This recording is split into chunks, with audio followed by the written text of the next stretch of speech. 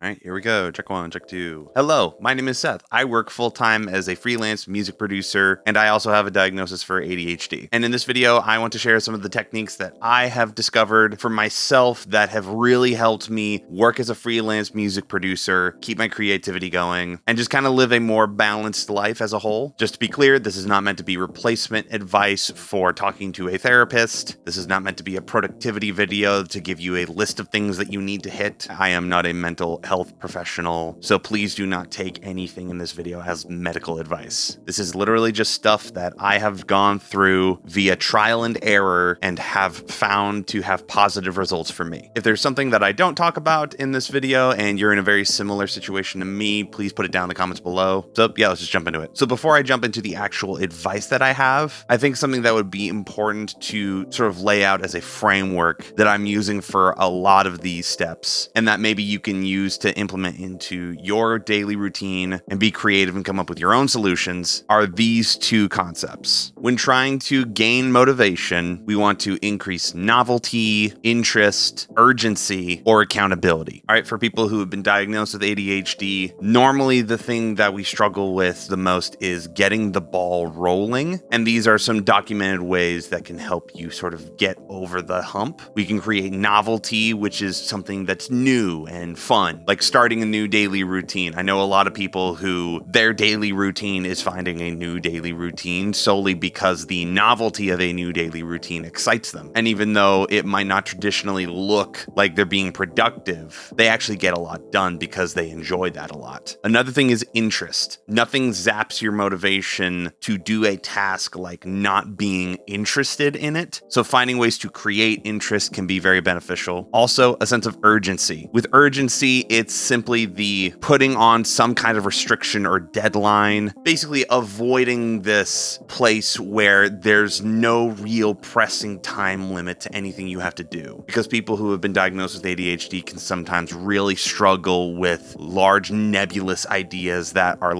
can really struggle with tasks where there is no hard due date. It doesn't really need to be done right now, because then stuff just kind of gets pushed to the side indefinitely and you're like, oh, okay, well, I'll do that in the future. And then accountability. It's almost tied to urgency, but essentially trying to find ways to bring other people into your process just so that it's not you holding yourself accountable to a goal. There's actual external pressure. The next framework that I found really helpful when I discovered it was the idea of dopamine and how people who've been diagnosed with ADHD struggle with dopamine, which if you had to completely simplify, you could almost interpret dopamine as being like your brain's ability to get pleasure from activities. So this could be eating, listening to music, watching TV. The reason a lot of people are addicted to their phones is because of the dopamine spike that it gives them. There are things that spike your dopamine that are very natural, like getting good sleep, exercise, spending more time in the sun, but there's also things that can sort of artificially spike your dopamine. So things like super sugary foods, alcohol, anything that can be like habit forming or addictive. So over the course of your day, your dopamine level could look something like this. You eat something in the morning, maybe you do a little bit of exercise, watch some YouTube, social media, and TV at night. And for normal people, their dopamine threshold is about here. So their brain is receiving the rewards from the activities that they're doing. And people who struggle with ADHD, their threshold is like here. So only the supercharged activities that really spike your dopamine are things that are giving your brain rewards. And this can be exacerbated by things like watching a bunch of TV, eating a bunch of sugary or fatty foods. When we talk about activities that are hard to do because they don't interest you, it's because you're not getting a big enough spike of dopamine from that activity, or at least in your head is probably not going to be as rewarding, which is why for a lot of people, a bag of Doritos or some pizza is a lot more appealing than a salad. A salad is bitter. People are normally putting dressing on it to cover up the taste of salad, and it's really good good for you and it's really filling. It's full of a lot of vitamins, but pizza and Doritos are like insane dopamine spikes. So you're probably going to be more drawn to that. So when I'm going through these things that I do personally, most of them are put through the framework of these two factors of trying to limit super artificial dopamine spikes and increasing the ways that I can get dopamine spikes naturally. And then in the scenarios where I'm lacking motivation, what can I do to help generate the motivation? So yeah, let's jump into it. These are going to be very rapid fire just because this is the easiest way for me to express them. So the first category of stuff I'm going to be talking about is just general life stuff, not necessarily music related or producer related, but just things that are overall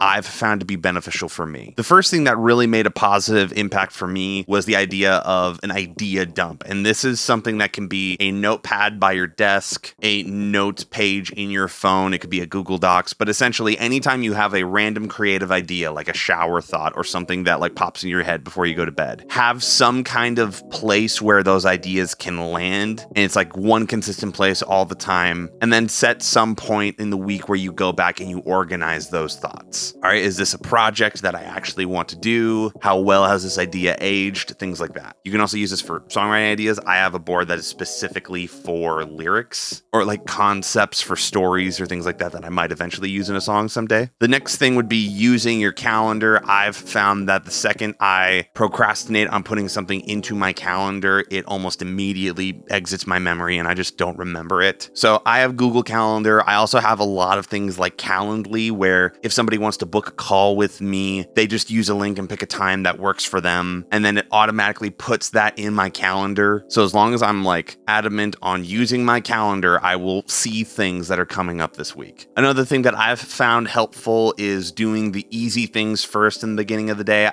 This is sort of the opposite advice of what a lot of productivity people talk about. And ADHD, Jesse even talked about this in his video. But for people who've been diagnosed with ADHD, the thing you really struggle with is motivation. And if you're starting your day off with something that is very emotionally hard to do or is very taxing to the point where you have to like rev yourself up to do it, that's normally how you get into the situations where like whole days will go by and you haven't done anything because you don't have the ability to generate the motivation to do the thing. And since that's the first thing you're doing, you're just kind of in this like lock. Whereas if you start out with like the easy things you have to do in the day, like really small, like 5-minute, 2-minute tasks and get a bunch of those out of the way at the beginning of the day, sometimes that can help get the ball rolling. Also having a variety of tasks that you can do in the morning, having things that are very like gear shifting can sometimes be very positive. I know that some people talk about the flow state often and they're like, stay in one flow state so that you can get a bunch of things done and sort of stay in that flow state. And I feel like people who've been diagnosed with ADHD, we don't really have a flow state. It's either jumping rapidly back and forth between stuff really quickly, or it's like hyper focus where we'll like work on something for 4 hours straight and like forget to eat. So having a bunch of small tasks in the morning that have a lot of variety to them, it's kind of triggering what we talked about with the idea of novelty. Oh, this little thing is different. Oh, this little thing is here.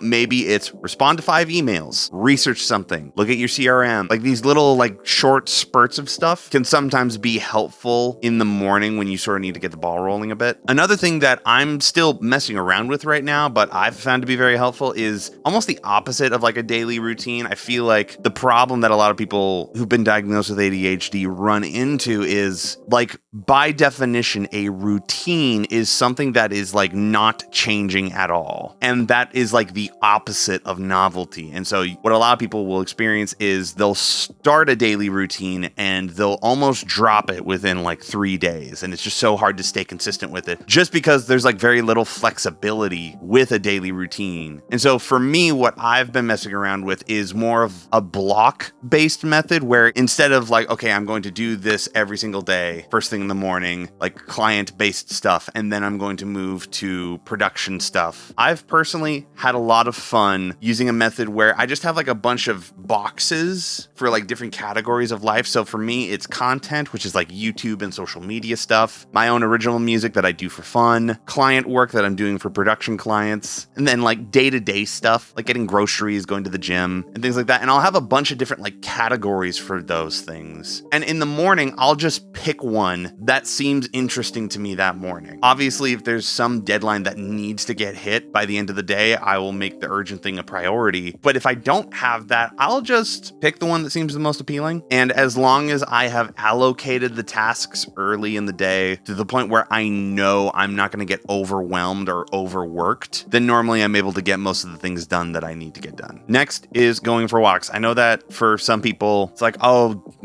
depression is solved by exercise. And I'm not saying that, but what I'm saying is most people I've talked to who've been diagnosed with ADHD have reported that just getting a playlist of music that you really like and going for a long walk is very enjoyable. It's a very stimulating process, and you end up getting exercise. It's normally a good way to sort of change gears and take a break from whatever you're doing so that you can come back to it. Because sometimes instead of working for 2 hours, it's easier for you to like work for 45 minutes, leave for 30 minutes, and then come back for like an hour and a half. Like that's just how it works sometimes. Another thing I've found for me is that having a to-do list that is very visual based, like I really struggle with to-do lists that are like almost entirely like text based. It's like very hard to like make sure that I can like be looking at it and I can understand the scale of everything that I have to do. Whereas if I have something that is visual, like a spreadsheet, even like a Google Sheets thing where I can take the big important tasks or tasks I know are going to take a long amount of time and like physically like make them bigger, it's actually like pretty helpful. Another thing that I've realized over time about myself is that rest means something different for me than for other people. For a lot of people, rest is like doing nothing and like having like a relaxing day. And for me, I honestly feel stressed out when I'm in those situations where I'm literally just in a house and there's nothing but a TV. I like get anxious being in those environments for a long period of time. So the thing to understand is you're probably going to struggle with that because it's not enough stimulation. So just be aware that like when you are taking breaks or when you are having like an off day, just keep in mind that an off day doesn't necessarily need to mean like you're staying in bed the whole time. It doesn't mean that you just do nothing but watch TV. Like on your rest day, sometimes the best thing for you to do is just indulge your ADHD brain and say, I'm just going to let this guy run and go towards the thing that it wants to go at because this is my off day and I can just allow it to like run crazy like a dog. And I don't need to worry about like, oh, I forgot to pick this thing up. I've got to send this note off to this client. Your rest days can be something other than just like not doing anything. This one was a big one for me is having lifelines for days where I just can't bring myself to do anything. Like I said, a way that we can create motivation for ourselves is through accountability and urgency. And so I literally have a couple of friends who just know me. They know where I'm at. I'm just going to tell them, hey, if I have an off day, I'm just going to text you what I have to do that day. You don't need to respond to it. You don't need to do anything. Maybe like it, but I just need to externalize what I need to do to somebody else. And then the last thing in this sort of like general life category is dopamine fasting. So like I said, like the normal problem that people who've been diagnosed with ADHD run into is you're probably doing a lot of things in your life right now that are like super driving your dopamine just because that's the stuff that you've naturally been drawn to. So like not eating very healthy foods, like foods that have a lot of fat, salt, or sugar, watching a bunch of TV, using a lot of social media. Like it's not just like a poo-poo on like, oh, you're not being an adult. It's like literally like your brain is so starved of dopamine that it's probably going to be drawn almost like a zombie to fresh blood, like the thing that gives the most dopamine. And so you can get into these spirals where the only thing that gives you dopamine are these like supercharged activities that you just like bounce back and forth between. And so something that has been recommended to me multiple times is the idea of a dopamine fast, which I've done before. And there's different levels you can take that to. There are some people who just have like a hard no screen time near the end of the day, like 7 p.m., or they permanently stop watching YouTube, limit their access to social media, and then they're able to do more things like meditation, making things, walking, drinking water, doing light exercise. Like if you want to look it up online, there's a ton of articles on it, but essentially you're trying to bring down that line that we have because yeah, it's going to be normally higher than most people, but you can bring it down a little bit to the point where you are getting dopamine from eating a salad and you don't like need to eat a bag of Doritos to get it. All right, next I'm going to talk about all the things that I'm doing in my business, which again, these categories are not like hard strict. Like you can use these in your day-to-day life. It's just I find myself using them more in my business more than anything else. So something that I really love is the idea of productive procrastination. So I will have tasks that I really am excited to do. I'm interested in them. And I just have like a bunch of them that I can do. For example, I have a Discord where I will give away things like a free mixing checklist or a mastering preset. And it's fun for me to make stuff for that group. And it's productive for me to work on things like that group. But sometimes I have to do something like a deadline for a client's project. And so sometimes if I'm struggling to like get the ball rolling on that project, I will jump over to a productive procrastination task that I have. And sometimes that can help get the ball rolling for the bigger stuff. You could do stuff like cleaning your studio, organizing your files. Like you can do things that are like productive, but are not the main task at hand as a way to sort of build up momentum to do the bigger thing. Another thing that's really helped me is this thing called Speechify. This is not a sponsor to the video. It's just genuinely something that I use all the time. Speechify is this text-to-speech tool that you install as an extension in your web browser. And so on every email that I open in Gmail, I can just hit a little button and it will read my email aloud to me, which for me has made the process of going through emails very easy. It can be difficult to like get through like 10 emails, but if I literally just get to like, sometimes I'll literally like close my eyes and just hit play and just listen to the email, and I can like retain everything that's happened in the email. Similarly, for writing emails, I'm often using the dictation software that's like built into my computer. So on PC, it's like H Windows key or something like that. But essentially in your settings, you select a microphone, and when you hit that keystroke, you just talk into your microphone and it will start writing out whatever you're saying into your microphone. I know that they have that functionality on Mac as well. And for me, it's made the process of writing emails very easy because it can be very draining to like get to a keyboard and like type out a bunch of things. But if I like close my eyes and I just say what I'm wanting to say, that can be a lot easier. Also, if I am writing something really long, I will use this app called Hemingway. It's free, it's online, but it allows you to visually see where your style errors are occurring in your writing. So it'll show you things like ly adverbs or things that might be difficult to read. Another thing that really helped me was getting a timer, like a physical timer, and using it in the timer mode to see how long a task would actually take me.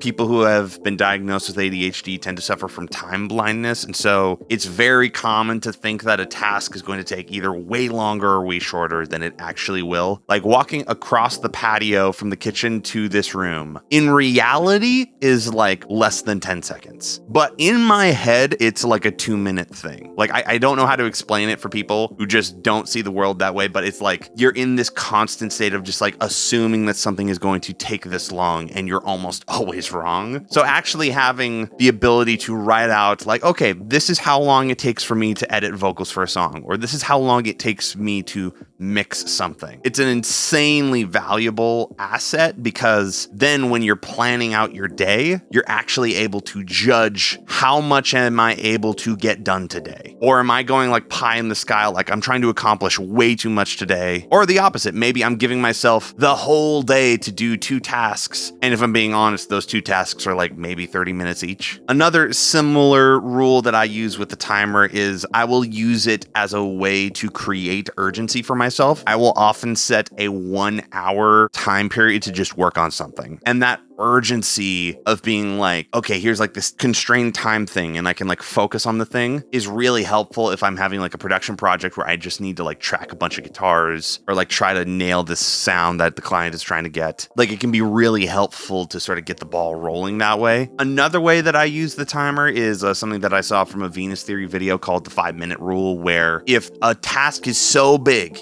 and so daunting to start on, just set a timer for 5 minutes and resign design that you're going to just work on it for 5 minutes, no more than 5 minutes. And what you'll find is by the time you actually get to the end of the 5 minutes, you're like fine to keep going. Like you can get the ball rolling. Another thing that I have had to learn through trial and error constantly over the years is every project I do needs to have a weekly meeting where we are checking in on stuff, because otherwise, yeah, things just never get done. Projects are moving forward every single week, whereas without these weekly meetings, things would just drag on for forever. And since doing these weekly meetings where I'll open up my Ableton session and I'll give them a listen to link from Audio Movers and they can like listen to my session and we can like go in and tweak stuff, projects have gone so much faster. And I'm really happy with the fact that I've been able to get my clients stuff more consistently and more quickly this way. And similar to that last point is every project needs some kind of due date. Now, most of the projects that I'm working on right now, honestly, they don't have like hard set due dates. But the problem is for me, that doesn't really help with like the sense of urgency. So there have literally been conversations, text message conversations with people that I'm working with right now. And they literally say something like, hey man, don't worry about it. Get it to me whenever you can. And my response is literally like, text me right now that you need this by Friday. And they'll be like, no, dude, seriously, just get to it whenever you want. And I'm like, I need you to tell me that it needs to be done by Friday. And they'll be like, okay, it will be done by Friday. And then I'll get it done by Friday. And I've just learned from myself that if I don't do stuff like that, stuff just never gets done. And then the final category is music, which is stuff that I feel is very applicable to specifically the act of like creating music or working on projects. First thing is just like having producing time that is just for fun. You know, if you're into music production, you are probably somebody who just enjoys doing it. And there have been points in my life where I have worked for months on music projects for clients, and I've come to the realization I haven't produced anything for fun in almost a quarter of a year. And so having like a daily time where even if it's just like 15 or 30 minutes a day, I just get to sit down and like make music for fun. I'll just open up any random plugins, play with some synth sounds, make some beats. Maybe I'll listen to a playlist of some music that I'm really into listening to right now and just try to replicate something like that. Not super technically trying to recreate it like some of the videos on my channel, but just like for fun. Let me see if I can get this Tom Misch style auto filter guitar tone by throwing a clavichord into a wah pedal. Like stuff like that that's just like really fun. I've found to be like very big as an asset for me. Also, you end up working on music that you can then potentially use for something else if you're somebody who's trying to sell instrumentals to other people. Like I'm working on like 3 projects right now where it's literally, they have asked me if I had any instrumentals and I've just grabbed stuff from those sessions where I was just doing them for fun and just threw them at them and be like, hey, do you like this? And they're like, yes, I love this. And then we're working on it right now as a project. So again, being productive, but like procrastinating. Like it feels like an indulgence, but it's actually like helpful. I also think it's important to, when you're in the process of like tracking stuff or writing stuff or mixing stuff or just anything, try to delineate between like the 2 phases or stages that you could be in, which is like trying to get something right versus riding a wave. And what I mean by that is there are some points where you just need to like ride the wave and let things be. Like I tracked the guitar, it's not perfectly tracked, but it's mainly there. And I'm really motivated right now to throw something else down. So for now, I'm just going to leave this here and go on to this next thing. And then at a separate point, like when I'm doing a mix and I'm trying to get an acoustic guitar to sound right, that is where I'm trying to like sit down and get it right. I'm not just like haphazardly like being like EQ, cut, okay, next thing. Like I'm focused on it. So if you struggle with like sort of getting too much in the weeds and being like, man, I spent 13 minutes tweaking the snare and now the song's not right, that might be a sign that you need to let yourself ride the wave a little bit more. And in the opposite direction, if you feel like your music is just, it's not hitting the points that you want it to make, but you feel like you're getting stuff done really fast, you might want to try setting up a separate session where you do the getting it right stage, where you go into detail and you like spend your time tracking something really slowly, or you mix something until it's right. Another thing that helps is jumping between different genres often. This is something that like Pharrell has said really helped him a lot. And yeah, I'm really really fortunate to be at a point where like when I'm working with clients, they are almost all like very different production styles, very different genres. They're all in like this range, but they're very much like different. And so that could be something to take into account when you're like onboarding projects or making music on your own. If you feel like things are getting a little stale, you might need to just throw yourself like a genre curveball and be like, okay, I'm going to try something completely out of my wheelhouse. And again, get some novelty out of it. This one is technically one that could be in all three of them, but for me, a standing desk is like a no-brainer. Like before I started recording this video, my desk was lower and I was ready to like go take a nap, but then I like upped my desk a bit and now I have like energy to stuff. Another thing that I've found is really helpful is using like a pre-made folder structure. So I'll show you what I mean by this. I have this folder called temp production project folder template, and it's literally just like a bunch of folders that I know that I use for stuff. So project files are for like actual Ableton sessions, exports are for audio files, stem clients are for stems that I receive from clients, voice memos and demos are normally like the initial idea before I start on a production. Stems are any stems that like I've bounced, like edited vocals or like live backing tracks, things like that. Client deliverables is where I put like the final actual files at the end of a project when everything is done. And then I have a folder for reference mixes. And so anytime I start like a new production project, I literally just go to this folder, hit copy and paste, name of the project, open up an Ableton session and save it to the projects folder. And this just kind of becomes like the hub for the project. And since I've like kind of already done all the work of like numbering stuff and organizing stuff, when I'm doing things like hitting save as to do a mix revision for the project, there's already a place for it to go. And I'm not like just gonna throw it into a big massive nest of folders that are like unorganized or I just create randomly in the moment or they have typos in them. In a similar fashion, I tend to go through and organize my plugins inside of Ableton. So maybe I'll do a video on this, but the way I have my plugins organized in Ableton, or I'm trying to organize them now, is like by category. So like there's a sound design folder that I have, and I'll just take all of my like distortion plugins and name distort at the front of all of those plugins. So when I like open that folder and I click on it, I just see distortions and I can just scroll through and look at all the distortions that I have and be like, oh, which one do I want? Okay, let's grab this one and just sort of drag and drop it. Whereas if you leave your default file structure, sometimes it can be really hard to find stuff. Also, I like doing it that way as opposed to some of the other DAWs that have like tags and things like that. Because when you do it the way where you're actually like renaming like a preset that's just like the initial patch of the plugin, it's literally like one click over in Ableton's browser. I click plugins and then I just see everything. Whereas I feel like when you're using tag stuff, it's like you go to plugins and then you go to tags and then you click on the tag that you want. And it's like, so there's like 3 clicks to do that when you can just do one. And also if you like start every plugin that's a distortion with capital DIST and then the name of the plugin, you know, visually you can kind of look through and be like, okay, here are the distortions that I have. Here are the delays that I have. And it just makes it a lot easier to like spice rack with stuff like that and just like throw stuff over. And you're not doing this thing where you're just like, oh, where do I put this thing?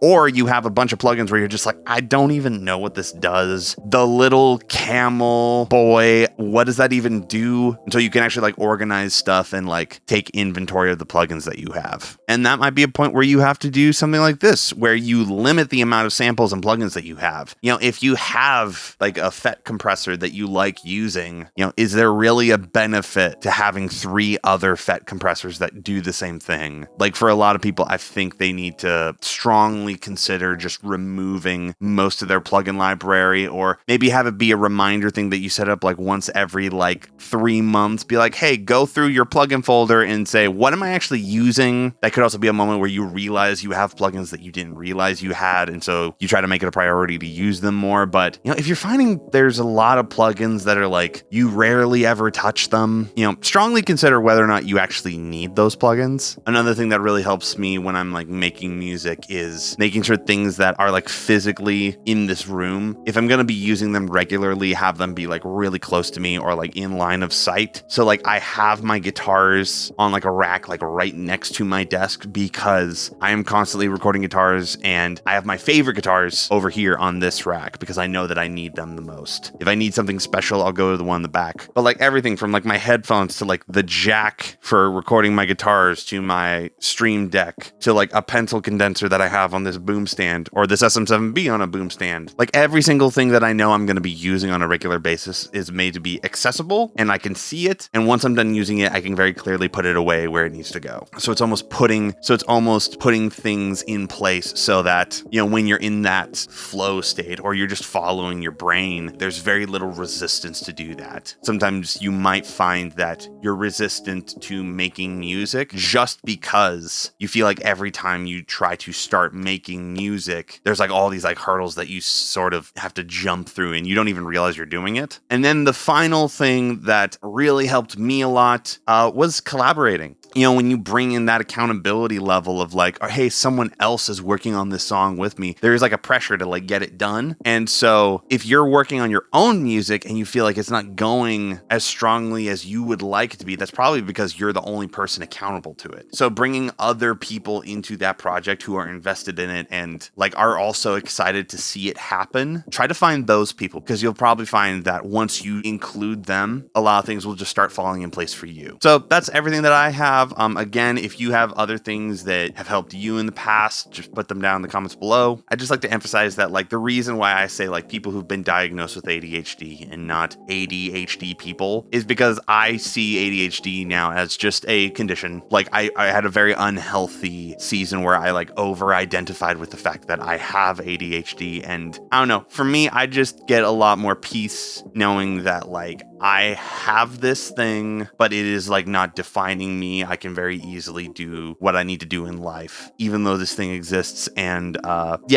you can use it as a way to address concerns that you have or like make a framework for things that are like more helpful. But yeah, don't feel like it defines who you are as a person. Like your friends and your family are not close to you because there's like an ADHD alien brain in your jar that is your skull. It's like they like you. So if you're new to discovering this, or if you've had it for a while and it's kind of weighed over you for a bit, just like know that it's cool. It doesn't need to define every aspect of your life. But yeah, if you're new to discovering it, I would highly recommend getting some counseling done. Potentially going on medication is an option. For some people, they feel like it's a necessity. For other people, it's an optional extra. Again, this is not like an advice video. I'm just talking about the things that have helped me. But yeah, I will be seeing you guys next week.